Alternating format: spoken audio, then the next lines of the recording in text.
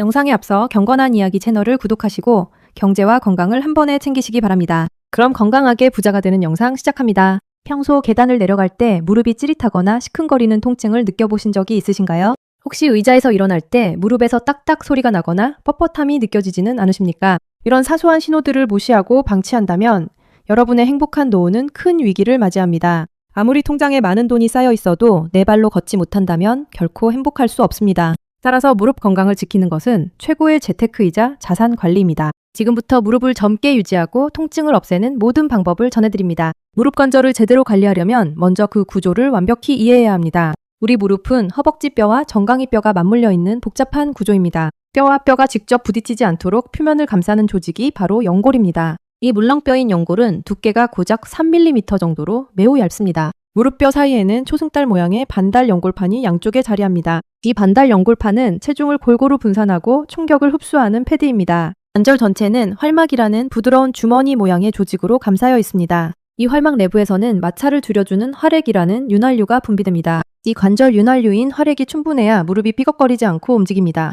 또한 무릎 주변에는 관절을 고정해주는 튼튼한 인대들이 존재합니다. 뼈가 앞뒤로 어긋나지 않도록 십자인대가 단단하게 잡아주는 역할을 합니다. 이 모든 조직이 조화를 이루어야 우리는 통증 없이 걸을 수 있습니다. 무릎 관절염이 발생하는 생물학적 과정을 자세히 알아야 예방할 수 있습니다. 놀랍게도 무릎 연골에는 혈관과 신경세포가 전혀 존재하지 않습니다. 혈관이 없기 때문에 산소와 영양분을 스스로 공급받지 못하는 조직입니다. 오직 관절 활액의 순환을 통해서만 미량의 영양분을 흡수할 수 있습니다. 신경세포가 없어서 연골이 서서히 닳아 없어져도 전혀 아프지 않습니다. 우리가 무릎에 통증을 느끼기 시작했다면 이미 연골 마모가 심한 상태입니다. 연골이 마모되면서 미세한 연골 부스러기들이 관절 내부로 떨어져 나옵니다. 이 부스러기들을 우리 몸의 청소부 세포인 대식세포가 포식하게 됩니다. 이 과정에서 대식세포는 강력한 염증 유발 물질인 사이토카인을 분비합니다. 이 염증 물질인 사이토카인이 관절 주머니인 활막에 심한 염증을 일으킵니다. 활막염이 발생하면 무릎이 퉁퉁 붓고 뜨거운 열감이 발생하게 됩니다. 염증이 주변 신경을 강하게 자극하면서 비로소 극심한 통증을 느낍니다. 이 상태를 방치하면 염증이 남은 연골까지 공격하여 파괴 속도가 빨라집니다. 결국 연골이 완전히 소실되면 뼈와 뼈가 직접 충돌하는 사태가 찾아옵니다. 우리가 무심코 행하는 일상 동작 중에는 무릎을 파괴하는 주범이 많습니다. 가장 대표적으로 나쁜 자세는 바닥에 쪼그려 앉아서 일하는 동작입니다. 쪼그려 앉는 자세는 무릎 관절의 체중의 무려 7배가 넘는 압박을 줍니다. 쪼그려 앉아 방바닥을 닦거나 밭일을 하는 행동은 연골을 찢는 행위입니다. 또한 의자에 앉을 때 습관적으로 다리를 꼬는 자세도 매우 해롭습니다. 다리를 꼬면 한쪽 무릎 관절 내부의 압력이 비정상적으로 치솟게 됩니다. 우리나라 전통 방식인 양반다리로 방바닥에 오래 앉는 것도 독이 됩니다. 양반다리는 관절을 과도하게 꺾이게 만들어 반달 연골판을 압박합니다. 계단을 내려갈 때 발을 터덜터덜 무겁게 디디는 동작도 충격을 줍니다. 체중의 하중이 고스란히 연골로 전달되어 미세 손상을 무한 반복합니다. 높은 굽의 구두를 신거나 딱딱한 신발을 신고 오래 걷는 것도 나쁩니다. 쿠션이 없는 신발은 지면의 충격을 무릎으로 그대로 전달하기 때문입니다. 관절을 건강하게 지키기 위해서는 모든 일상을 무릎에 무리가 가지 않도록 바꿔야 합니다. 가장 먼저 방바닥에 쪼그려 앉는 생활 방식을 완벽하게 청산하셔야 합니다. 바닥 청소를 할 때나 낮은 위치에서 작업을 할 때 최대한 쪼그려 앉지 않을 방법을 찾아야 합니다. 계단을 오를 때는 난간을 잡고 체중을 분산하며 천천히 이동하십시오. 특히 계단을 내려갈 때는 엘리베이터를 이용하는 것이 훨씬 현명합니다.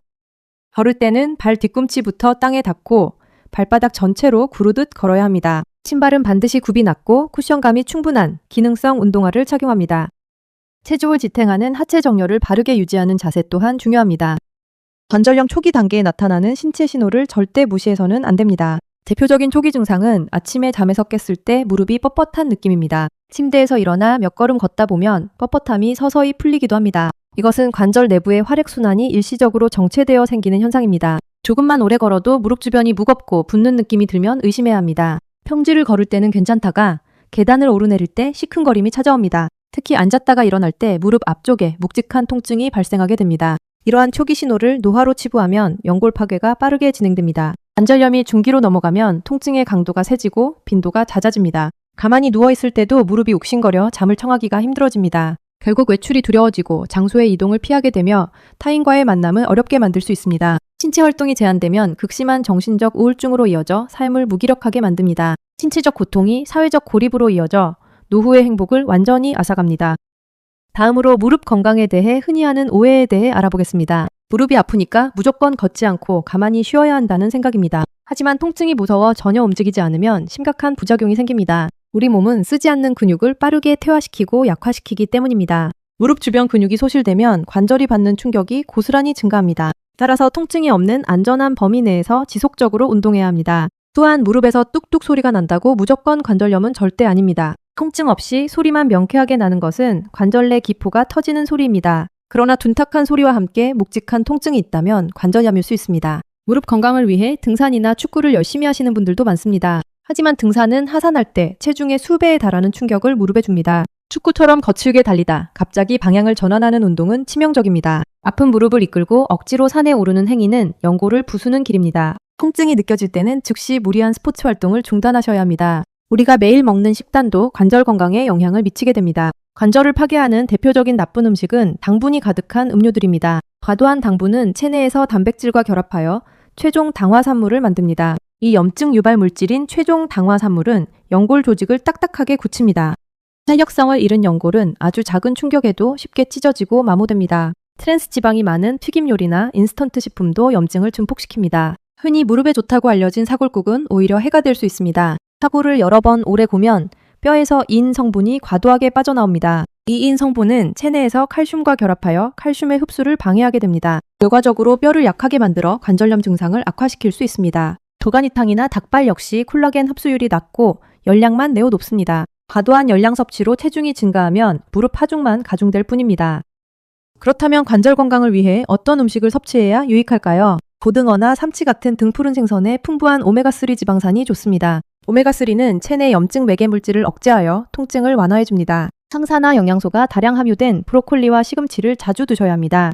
녹색 채소의 설포라판 성분은 연골을 파괴하는 효소를 차단해줍니다. 불포화 지방산과 비타민 E가 풍부한 견과류도 세포막을 튼튼하게 만듭니다. 뼈의 기본 구성 성분인 칼슘이 풍부한 멸치나 두부도 훌륭한 식품입니다. 칼슘의 흡수를 돕는 비타민 D를 위해 야외에서 햇볕을 쬐어야 합니다. 또한 수분을 충분히 섭취해야 관절 활액이 마르지 않고 유지됩니다. 하루에 물을 2리터 이상 섭취하여야 하며 조금씩 자주 마시는 습관을 강력히 권장합니다. 이러한 영양학적 관리는 염증 환경을 근본적으로 개선하는 열쇠입니다. 무릎 관절염을 이겨내는 가장 확실한 원리는 하체 근력을 키우는 것입니다. 특히 허벅지 앞쪽에 위치한 거대한 대퇴사두근을 반드시 강화해야 합니다. 대퇴사두근은 걸을 때 무릎 관절로 쏟아지는 충격을 대신 흡수합니다. 천연 무릎 보호대 역할을 하여 연골의 마모 속도를 획기적으로 줄여줍니다.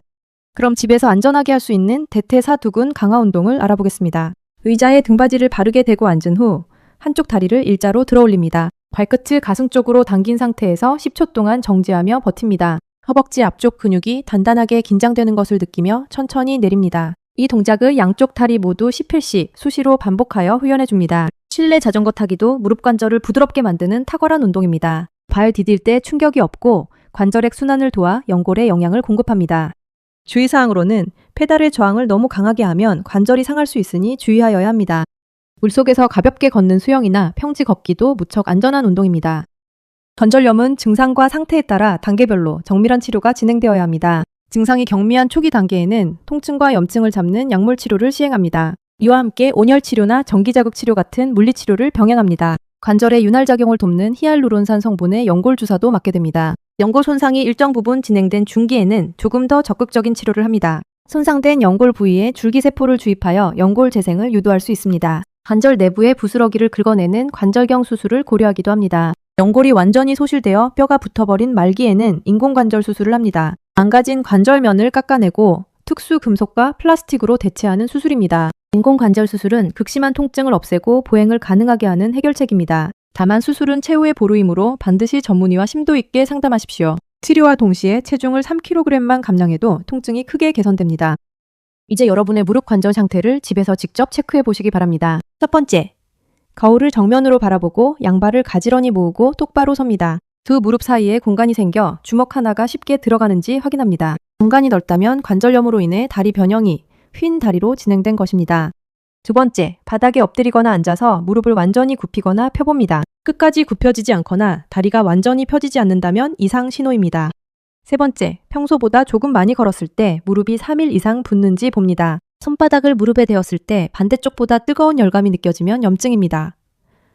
네 번째, 계단을 내려갈 때 시큰거리는 통증 때문에 옆으로 걷는지 봅니다. 체크 목록 중 해당 사항이 있다면 지체 없이 진료를 받으셔야 합니다. 오늘 당장 파괴적인 쪼그려 앉기와 좌식 생활 습관을 완벽히 버리십시오. 의자에 앉아 다리를 곧게 펴는 운동을 틈날 때마다 매일 실천해줍니다. 염증을 유발하는 나쁜 음식을 멀리하고 신선한 채소와 생선을 섭취합니다. 작은 생활 습관의 변화가 여러분의 무릎을 평생 건강하게 지켜줄 것입니다. 튼튼한 무릎으로 활기차고 풍요로운 부자가 되십시오. 지금까지 시청해주셔서 감사합니다. 자신만의 관절염 치료 경험이나 무릎 관리 노하우를 댓글에 적어 공유해주세요. 그리고 오늘 영상이 도움이 되었다면 구독과 좋아요를 눌러주세요.